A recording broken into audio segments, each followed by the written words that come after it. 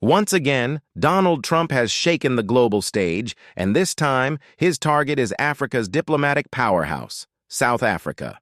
At a high-profile business forum in Miami, Trump declared that South Africa should be removed from the G20.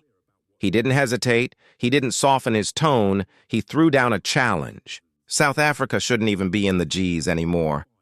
I will not represent America there. Bold words. But what lies beneath them? This isn't about concern for South Africans. It isn't about human rights. This is about power and punishment. Punishment for a nation that dared to walk its own path. For a country that stood at the International Court of Justice and called out Israel's actions in Gaza. For a state that said, justice matters, even when the powerful are uncomfortable. And suddenly, sanctions. Suddenly calls to strip South Africa of global status.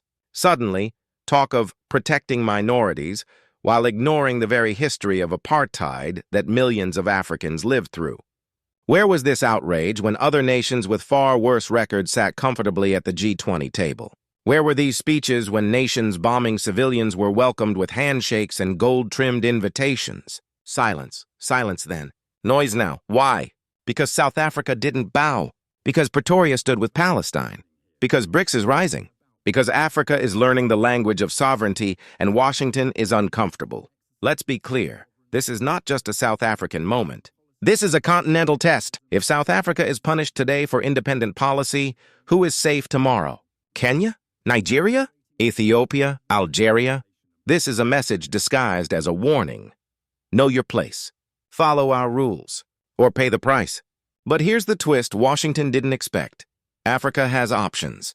Trade corridors are shifting. Alliances are evolving. The world is no longer unipolar.